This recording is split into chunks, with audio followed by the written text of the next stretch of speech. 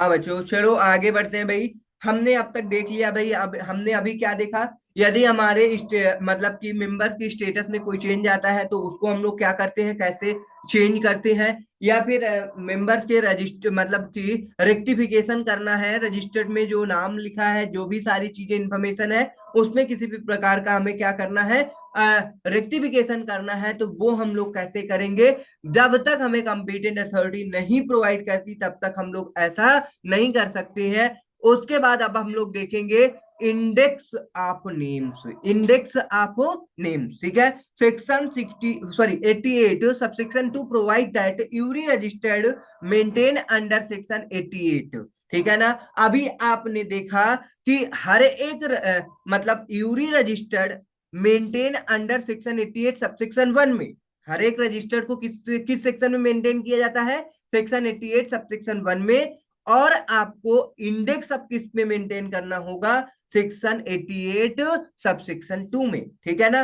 Include an index of a name included therein. However, according to Rule 6 of the Companies Management and Administration Rule 2014, the maintenance of index is not necessary. मतलब आपको बेटा index maintain करने की जरूरत नहीं है।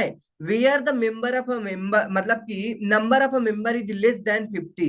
अब देखो बेटा, आपको पता है कि आपकी कंपनी कि मान लो आपकी कंपनी प्राइवेट कंपनी है बेटा, तो प्राइवेट कंपनी है तो उस केस में आपके पास कितने मेंबर होने चाहिए, मिनिमम दो, मैक्सिमम 200, ठीक है ना। अगर आपकी प्राइवेट कंपनी होगी तो अब उसमें मैक्सिमम 200 है, भाई कम तो हो ही सकते हैं। मान लो अगर आपके मेंबर 50 से कम है तो उस केस में आपको क्या करना होगा, इंडेक्स नहीं मेंटेन करने की जरूरत है, ठीक है ना। ओके बेटा, समझ में आया। चलो, provided that the company shall make the necessary entries in the index simultaneously with the entry for allotment or transfer of entry in such registered, ठीक है ना। ओके, चलो तो ये इंडेक्स में जो पॉइंट हमने बताया, 50 मेंबर्स लेस देन रहेंगे तो आपको इंडेक्स की जरूरत नहीं होगी। अब आगे देखो, कह रहा है रजिस्टर्ड एंड इंडेक्स आप beneficial owner being maintain by the depository, ठीक है। अब ये बेनिफिशियल ओनर क्या होता है बेटा, अब हम लोग इसके बारे में डिटेल्स में पढ़ेंगे क्योंकि इसके भी एक रजिस्टर्ड मेंटेन किए जाते हैं। उसमें एमजीटी फॉर्म नंबर 456 देना पड़ता है, ठीक है। चलो, तो कह रहा है section 88 subsection 3 is an enabling provision which sets out that the registered and index of beneficial owner maintained by the depository under section 11 of the depository act 1996, ठीक है बेटा। मतलब आपके कंपनी के अंदर अगर बेटा क्या है, बात करते हैं security, securities exchange board of India, ठीक है। और अगर हम बात करते हैं डिपॉजिट की बात, तो डिपॉजिट एक्ट आता है 1996। तो उसके अकॉर्डिंग हमें क्या करना होगा, बेनिफिशियल इंटरेस्ट को, बेनिफिशियल ओनर को मेंटेन करना पड़ता है, ठीक है।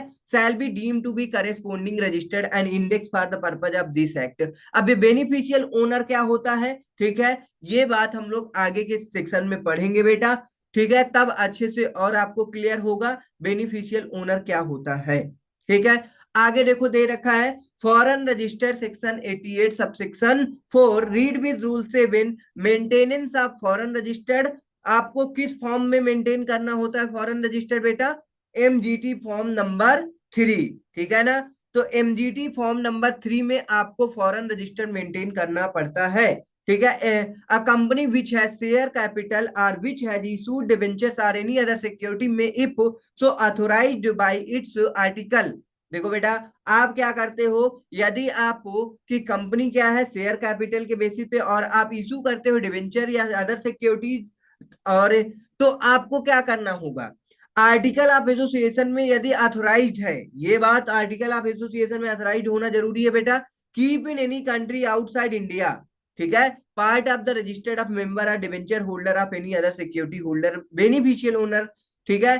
तो आपको क्या करना होगा, फॉरेन रजिस्टर में भी मेंटेन करना, फॉरेन में भी रजिस्टर्ड को मेंटेन करना होगा, चाहे वो डिबेंचर होल्डर से रिलेटेड हो, चाहे मेंबर से रिलेटेड हो, अदर सिक्योरिटी से रिलेटेड हो, या फिर बेनिफिशियल ओनर से रिलेटेड है। ठीक है, resident in the country the registered shall be called foreign registered. ठीक है बेटा, चलो।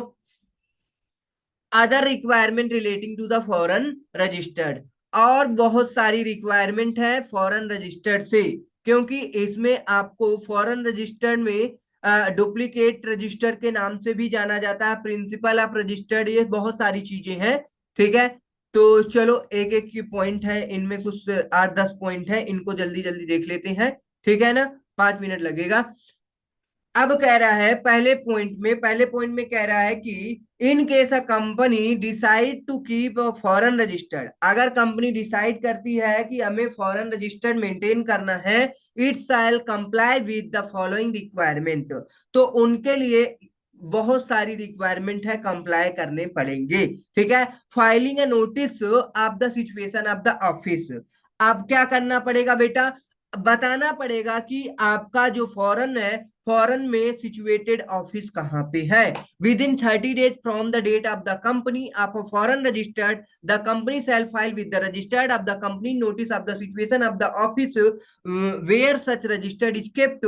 अब देखो बेटा, अब आप क्या कर रहे हो, फॉरेन में अपने रजिस्टर्ड मेंटेन कर रहे हो बेटा, तो फॉरेन में कहां पे रजिस्टर्ड को मेंटेन कर रहे हो, ये बात आपको आरओसी को बताना पड़ेगा, और आरओसी को नोटिस भेजोगे किसके थ्रू बेटा, बताओ, MGT form number 3 along with the requisite fees, साथ में फीस भी देनी पड़ेगी।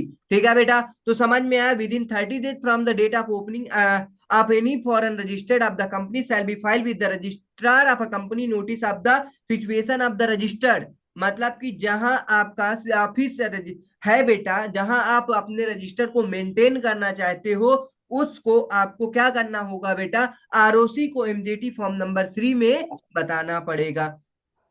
सेकेंड पॉइंट कह रहा है filing of notice in case of the change or discontinuance, मतलब बेटा अगर अभी आपने देखा कि आप अगर मेंबर्स हैं आप किसी कंपनी में, अब बाद में मान लो चेंज कर देते, मतलब आप उस कंपनी के मेंबर नहीं है, तो उस कंपनी के रजिस्टर्ड मेंबर में आपको आपका नाम मेंशन होगा। अगर आप डिसकंटिन्यूएंस करते हैं, तो उस रजिस्टर से आपका नाम क्या कर दिया जाएगा बेटा, हटा दिया जाएगा। तो वही कह रहा, फाइलिंग ऑफ अ नोटिस इनके चेंज इन आर डिसकंटिन्यूअस, तो आपको फाइल करना होगा नोटिस बेटा आरओसी को कि हमने इस रजिस्टर में, मतलब मेंबर से को अब ये डिसकंटिन्यू हो चुका है, या फिर हमने किसी भी प्रकार का चेंज किया है, तो वो सारी चीजें हमको क्या करना होगा, नोटिस फाइल करके बताना पड़ेगा आरओसी को। In the event of any change in the situation of such office or of its discontinuous, the company shall within 30 days, कितना दिन में बेटा, 30 days में from the date of such change, या फिर डिसकंटिन्यूअस, जिस date से वो चेंज हो रहा है, मतलब डिसकंटिन्यूअस कर रहा है या चेंज हो रहा है बेटा, कोई उसका स्टेटस, तो उसके विद इन 30 days में आपको क्या करना होगा, द केस में be the file notice in form number MGT 3 within the register with the register of the company of the change or discontinuous, आपको आरओसी को बताना पड़ेगा। अब आगे थर्ड पॉइंट दे रखा बेटा, foreign registered part of the company registered, जो आपका फॉरेन रजिस्टर्ड होता है बेटा, वो कंपनी के रजिस्टर्ड का एक पार्ट होता है बेटा। ठीक है, foreign registered shall be deemed to be the part of the companies registered to be called a principal registered. ठीक है बेटा, जो आपका कंपनी के रजिस्टर्ड होता है उसे प्रिंसिपल रजिस्टर्ड भी बोलते हैं। अब मेंबर ऑफ डिवेंचर होल्डर और other security holder beneficial owner shall be as the case में भी। ठीक है बेटा, चलो ये पॉइंट याद रखो। तीसरा पॉइंट, फॉरेन रजिस्टर्ड पार्ट है किसका, कंपनी के रजिस्टर्ड का। फिर कह रहा है format of a foreign registered, same format जैसे आपका प्रिंसिपल ऑफिस मतलब कि रजिस्टर्ड मेंटेन किया जाते हैं, वैसे आपके फॉरेन रजिस्टर को भी मेंटेन किए जाएंगे। ठीक है ना, same format as the principal registered. Inspection की बात आ रही है, foreign registered as a foreign register shall be open to inspection and may be closed and extract may be taken there from and copies thereof may be required in same manner as in applicable in the principal registered। मतलब जैसे आप किसी, अब कोई person है बेटा, अपने register मतलब कि रजिस्टर्ड को क्या करना चाहता है, इंस्पेक्शन करना चाहता है, या फिर कोई कॉपी को एक्सट्रैक्ट करके ले जाना चाहता है, तो उस केस में जैसे आपके भाई प्रिंसिपल रजिस्टर का जो मैनर होगा वही मैनर फॉरेन रजिस्टर के लिए भी होगा। ठीक है। However advertisement before closing the register shall be inserted at least two newspaper circulating in the place where in the foreign register is kept। बेटा मतलब जहां आपका फॉरेन रजिस्टर रखा गया बेटा, जब आप अपने क्या करोगे, क्लोज करोगे फॉरेन रजिस्टर को, तो आपको क्या करना होगा बेटा, एडवर्टीजमेंट करना होगा एटलीस्ट टू न्यूज़पेपर, मतलब एक इंग्लिश न्यूज़पेपर एक वर्नाकुलर न्यूज़पेपर में आपको क्या करना होगा, एडवर्टीजमेंट करना पड़ेगा। वर्नाकुलर का मतलब होता है लोकल लैंग्वेज में बेटा। ठीक है, चलो। Decision of the appropriate competent authority binding in regard to the rectification. ठीक है बेटा, मतलब अब क्या है, अब कंपिटेंट अथॉरिटी बाइंड होगी बेटा किसी भी प्रकार के रेक्टिफिकेशन के लिए। ठीक है, a foreign registered two by a company in any country, मतलब फॉरेन रजिस्टर को हम किसी भी कंट्री में केप्ट रख सकते हैं बेटा outside India. The decision of the appropriate competent authority in regard to the rectification of the register shall be binding। ठीक है बेटा, तो जो अब जो इसके लिए बाइंड होगा कि फॉरेन रजिस्टर में हम फॉरेन में हम रजिस्टर को मेंटेन करेंगे, वही अथॉरिटी देंगे अगर हमें किसी भी प्रकार का रेक्टिफिकेशन लाना है।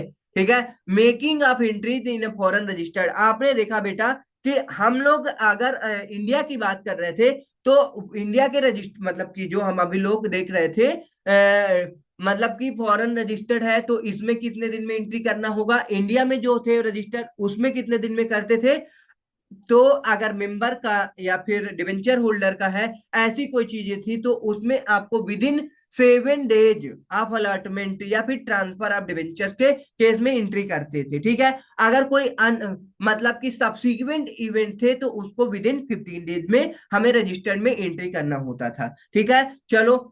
तो अब entries in the foreign registered shall be made after the board of directors or duly constituted committee approve the allotment or transfer share debentures or any other securities as the case may be। मतलब आपको जैसे authority मिलती है उसके बाद आपको करना होता है एंट्री, इसमें कोई टाइम लिमिट नहीं है। ठीक है, चलो। Transmission of a copy every entry. ओ बेटा, अब आपको क्या करना होगा, ट्रांसमिशन करना पड़ेगा हर एक कॉपी का। The company shall be transmit to it registered office in India. मतलब अब आप क्या करते हो, कोई एंट्री करते हो रजिस्टर्ड आपके फॉरेन में जो रजिस्टर्ड है बेटा, उसमें किसी भी कोई भी मेंबर बनता है बेटा, तो उसमें आप एंट्री करोगे। जैसे एंट्री करोगे आपको क्या करना होगा, ट्रांसमिशन करना पड़ेगा इंडिया के रजिस्टर्ड में। ठीक है, तो वही कह रहा है, the company shell transmit to its registered office in India a copy of every entry in any foreign registered within 15 days after the entry is made। अब फॉरेन में कोई आपका मेंबर बना बेटा, अब आप उसकी एंट्री अपने रजिस्टर में फॉरेन रजिस्टर में क्या करोगे, मेंटेन करोगे और एंट्री करोगे। उसके बाद अब जैसे ही एंट्री कर लिए फॉरेन रजिस्टर में, उसके विद इन 15 डेज में आपको क्या करना होगा, इंडिया में ट्रांसमिशन करना पड़ेगा।